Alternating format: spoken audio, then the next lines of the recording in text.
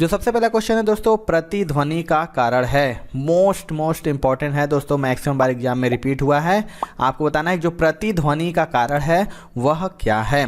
तो इसका right answer हो जाएगा ऑप्शन नंबर डी, यानी ध्वनि तरंगों का परावर्तन। आपको बता दें दोस्तों कि ध्वनि तरंगों के परावर्तन के कारण प्रतिध्वनि होती है, और जब ध्वनि तरंगे एक निश्चित दूरी पर स्थित अवरोध से टकराती है तो परावर्तन के बाद उसी दिशा में वापस लौट जाती हैं, और जिस दिशा में उनका स्रोत होता है ऐसी स्थिति में वह ध्वनि हमें पुनः सुनाई देती है, और इस ध्वनि घटना को प्रतिध्वनि कहते हैं। अगला क्वेश्चन देख लेते हैं।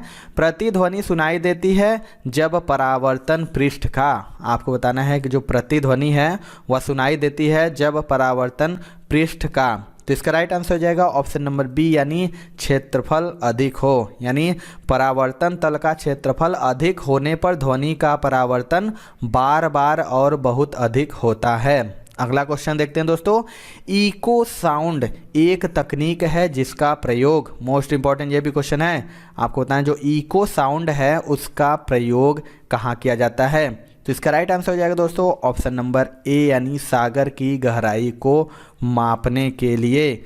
आपको बता दें कि जो इको साउंड एक तकनीक है जिसका प्रयोग करके सागर की गहराई को मापा जाता है, और इसमें ध्वनि तरंगे छोड़ी जाती है जो सागर तल से टकराकर पुनः वापस आ जाती हैं, और इस प्रकार गणना करके सागर तल की गहराई ज्ञात की जा सकती है। अगला क्वेश्चन देख लेते हैं। ध्वनि के शोरगुल का मापन होता है, ये भी मोस्ट इंपॉर्टेंट है, मैक्सिमम बार रिपीट हुआ है दोस्तों। इस क्वेश्चन बताना है कि जो ध्वनि के शोरगुल का मापन होता है।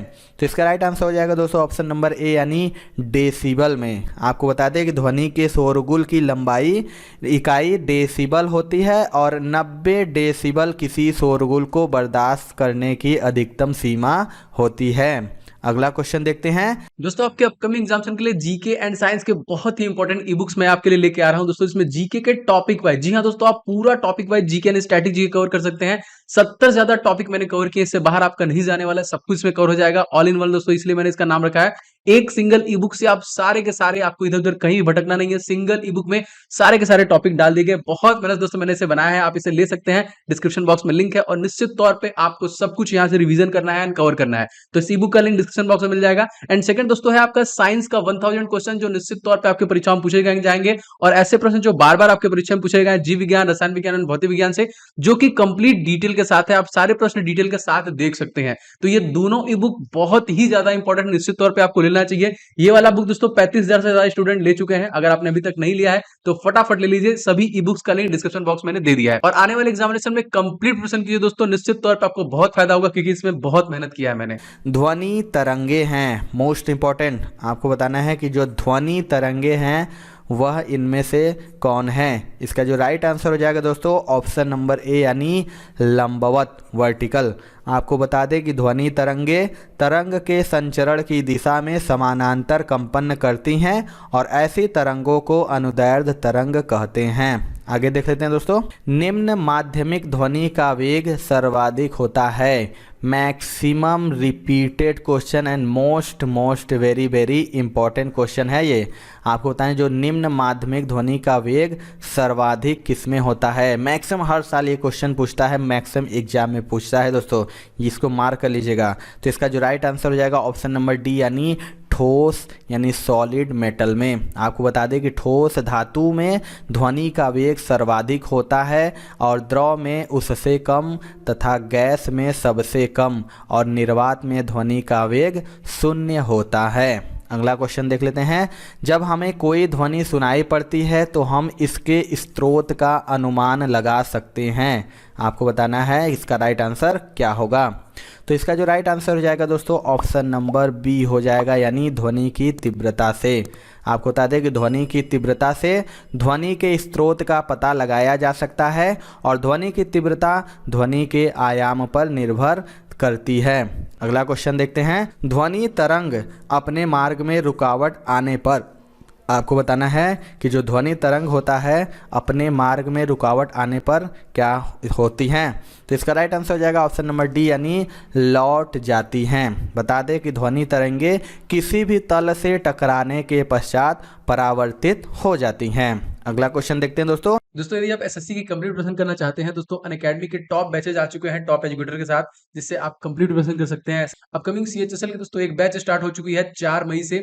इस बैच के थ्रू आप सीजीएल एंड सीएचएसएल अपकमिंग 2022-23 की कंप्लीट प्रिपरेशन कर सकते हैं। इसी तरह दोस्तों बहुत सारे बैच लाइक सफलता बैच सीजीएल सीएचएसएल के लिए है, आपके लिए ऑल एग्जाम जो ऑल बैच जनरल स्टडीज के लिए देखिए एसएससी एग्जामिनेशन के लिए 4 मई से स्टार्ट हुई है।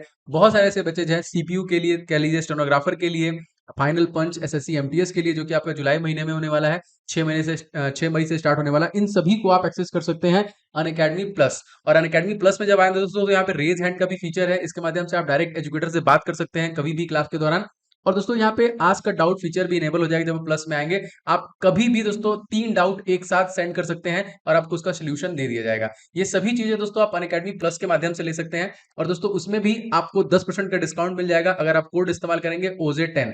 एक साथ OJ10 लगाएंगे तो आपको 10% का डिस्काउंट मिल जाएगा। तो फटाफट दोस्तों अनअकैडमी प्लस सब्सक्रिप्शन ले लीजिए और अपने प्रिपरेशन को कंप्लीट कीजिए। जब ध्वनि तरंगे चलती हैं तो यह अपने साथ ले जाती हैं। 4 ऑप्शन है, बताना है इसका राइट आंसर क्या होगा। यानी जब ध्वनि तरंगे चलती हैं तो यह अपने साथ क्या ले जाती हैं। तो इसका राइट आंसर हो जाएगा ऑप्शन नंबर सी यानी एनर्जी, ऊर्जा। बता दें कि ध्वनि तरंगे अपने साथ ध्वनि ऊर्जा को संचारित करती हैं और यह ऊर्जा गतिज ऊर्जा के रूप में होती हैं। अगला क्वेश्चन देखते हैं। डेसिबल के मापन में 20 डेसिबल ध्वनि और 10 डेसिबल ध्वनि से कितने गुना अधिक उच्च है। आपको बताना है कि डेसिबल के जो मापन होता है उसमें 20 डेसिबल ध्वनि 10 डेसिबल ध्वनि से कितने गुना अधिक उच्च है। तो इसका राइट आंसर हो जाएगा ऑप्शन नंबर बी यानी 10 गुना। 20 डेसिबल की ध्वनि 10 डेसिबल से 10 गुना अधिक उच्च है और मानव कर्ण की न्यूनतम श्रव्य सीमा 20 डेसिबल है, लेकिन 10 डेसिबल की श्वसन ध्वनि को भी मानव कर्ण द्वारा ग्रहण किया जा सकता है। अगला क्वेश्चन देखते हैं दोस्तों। ध्वनि तीव्रता की डेसिबल में वह अधिकतम सीमा जिससे ऊपर व्यक्ति सुन नहीं सकता। मोस्ट इंपॉर्टेंट है, बताना है कि मैक्सिमम बार ये रिपीट हुआ है क्वेश्चन कि ध्वनि तीव्रता की डेसिबल में वह अधिकतम सीमा जिससे ऊपर व्यक्ति सुन नहीं सकता है। तो इसका जो राइट आंसर हो जाएगा ऑप्शन नंबर डी यानी 95। आपको बता दें कि 95 डेसिबल से अधिक तीव्रता की ध्वनि मनुष्य के लिए हानिकारक होती है और मनुष्य इससे अधिक तीव्र ध्वनि को नहीं सुन सकता है। अगला क्वेश्चन देख लेते हैं। ऐसी तरंगे जिनका ध्रुवीकरण नहीं हो सकता क्या कहलाती हैं। आपको बताना है कि ऐसी कौन सी तरंगे हैं जिनका ध्रुवीकरण नहीं हो सकता वो कहलाती हैं। तो इसका राइट आंसर हो जाएगा दोस्तों ऑप्शन नंबर डी यानी अनुदैर्ध्य तरंगे। आपको बता दें कि ऐसी तरंगे जिनका ध्रुवीकरण नहीं हो सकता अनुदैर्ध्य तरंगे कहलाती हैं और अनुप्रस्थ तरंगे प्रकाश तरंगों और विद्युत चुंबकीय तरंगों में ध्रुवण की घटना होती है। अगला क्वेश्चन देखते हैं दोस्तों। सूर्य से पृथ्वी तक पहुंचने में सूर्य प्रकाश को कितना समय लगता है। मोस्ट इंपॉर्टेंट क्वेश्चन है, बताना है कि जो सूर्य से पृथ्वी तक पहुंचने में सूर्य प्रकाश को कितना समय लगता है। तो राइट आंसर हो जाएगा ऑप्शन नंबर बी यानी 8 मिनट। सूर्य से पृथ्वी तक पहुंचने में सूर्य प्रकाश को लगभग 8 मिनट का समय लगता है। अगला क्वेश्चन देख लेते हैं दोस्तों।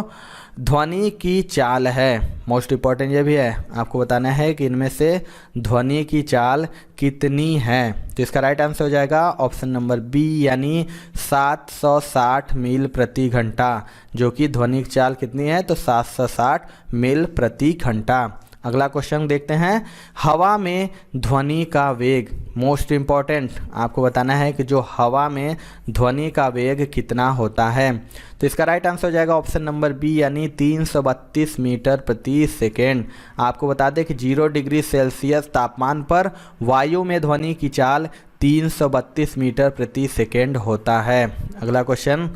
ध्वनि का वेग निर्भर करता है, आपको बताना है जो ध्वनि का वेग होता है वो इनमें से किस पर निर्भर करता है।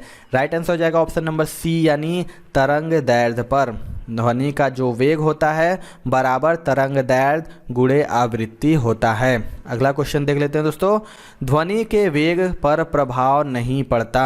आपको बताना है कि जो ध्वनि का वेग होता है उस पर प्रभाव किसका नहीं पड़ता है। तो इसका राइट आंसर हो जाएगा ऑप्शन नंबर सी यानी दाब का। आपको बता दें ध्वनि का वेग परिवर्तनीय है तथा वह उस माध्यम पर निर्भर करता है जिसमें ध्वनि का संचरण होता है, और किसी आदर्श गैस में ध्वनि का वेग उसके ताप पर निर्भर करता है तथा एक नियत ताप पर आदर्श गैस के दाब का ध्वनि के वेग पर कोई प्रभाव नहीं पड़ता है।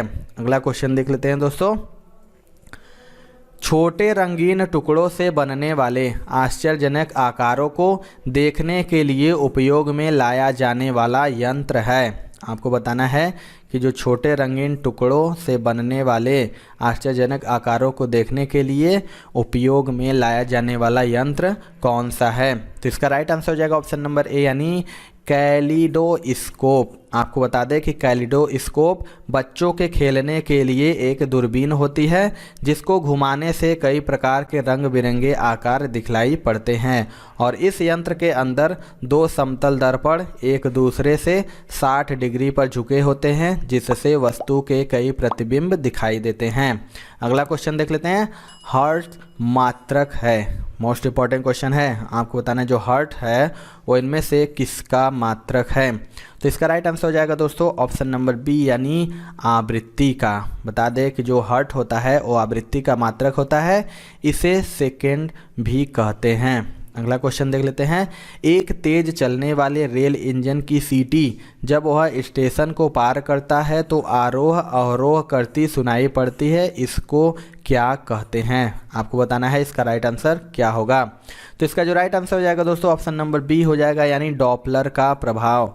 आपको बता दें कि एक तेज चलने वाले रेल इंजन की सीटी जब वह स्टेशन को पार करता है तो डॉपलर के प्रभाव के कारण आरोह अवरोह करती सुनाई पड़ती है, और स्रोत तथा श्रोता की सापेक्ष गति के कारण स्रोत की आवृत्ति में होने वाले आभासी परिवर्तन को डॉपलर प्रभाव कहते हैं। अगला क्वेश्चन देख लेते हैं दोस्तों।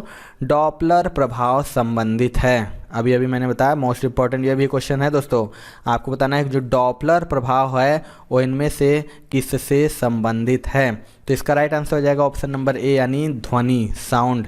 डॉपलर जो कि ध्वनि की आवृत्ति में होने वाली आभासी परिवर्तन की घटना को डॉपलर प्रभाव कहलाती है। अगला क्वेश्चन देख लेते हैं दोस्तों। प्रसिद्ध बिग बैंग थ्योरी किस मुख्य सिद्धांत पर आधारित है। चार ऑप्शन है, आपको बताना है जो प्रसिद्ध बिग बैंग थ्योरी है वो किस मुख्य सिद्धांत पर आधारित है। तो इसका राइट आंसर हो जाएगा ऑप्शन नंबर बी यानी डॉपलर प्रभाव। बिग बैंग सिद्धांत का जो मुख्य आधार है वो डॉपलर का प्रभाव है जो सापेक्षिक गति की व्याख्या करता है। अगला क्वेश्चन देखते हैं। दूरबीन क्या है। मोस्ट इंपॉर्टेंट ये भी क्वेश्चन है दोस्तों। आपको बताना है जो दूरबीन है वह क्या है। तो इसका राइट आंसर हो जाएगा ऑप्शन नंबर ए यानी दूर की वस्तु देखी जाती है। आपको बता दें दूरबीन या टेलीस्कोप से दूर की वस्तुएं देखी जाती हैं। दूरबीन वह प्रकाशीय यंत्र है जिसके द्वारा दूर स्थित वस्तु का प्रतिबिंब आँख पर बड़ा दर्शन कोण बनाता है जिससे कि वह वस्तु आँख को बड़ी दिखाई पड़ती है, और दूरबीन के आविष्कारक जो कौन है तो गैलीलियो हैं। अगला क्वेश्चन देख रहे हैं। प्रकाश में ध्रुवण की घटना से यह सिद्ध होता है कि प्रकाश तरंगे हैं। मोस्ट इंपॉर्टेंट ये भी क्वेश्चन है दोस्तों, मैक्सिमम रिपीटेड है। आपको बताना है कि जो प्रकाश में ध्रुवण की घटना से यह सिद्ध होता है कि प्रकाश तरंगे हैं। तो इसका राइट आंसर हो जाएगा ऑप्शन नंबर सी यानी अनुप्रस्थ। आपको बता दें कि जो प्रकाश में ध्रुवण की घटना से यह सिद्ध होता है कि प्रकाश तरंगे अनुप्रस्थ होती हैं, और ध्रुवण की परिघटना केवल प्रकाश में ही होती है, ध्वनि में नहीं। अगला क्वेश्चन देख लेते हैं दोस्तों। बिट्स का उत्पन्न होना किस घटना का परिणाम है। मोस्ट इंपॉर्टेंट ये भी क्वेश्चन है। आपको बताएं जो बिट्स है उसका उत्पन्न होना किस घटना का परिणाम है। तो इसका राइट आंसर हो जाएगा ऑप्शन नंबर डी यानी सुपरपोजिशन। आपको बता दें कि जब लगभग समान आवृत्ति की दो तरंगे एक ही दिशा में चलकर अध्यारोपण करती हैं तो विस्पंद उत्पन्न होते हैं। तो ये थी दोस्तों आज की वीडियो। आपको वीडियो कैसा लगा कमेंट सेक्शन में जरूर बताइएगा। वीडियो पसंद आया दोस्तों तो एक लाइक जरूर कर दीजिएगा, और चैनल पे हमारे नए हैं तो चैनल को जरूर सब्सक्राइब कर लीजिएगा। तो मिलते हैं दोस्तों अपने अगले वीडियो में, तब तक के लिए जय हिंद जय भारत।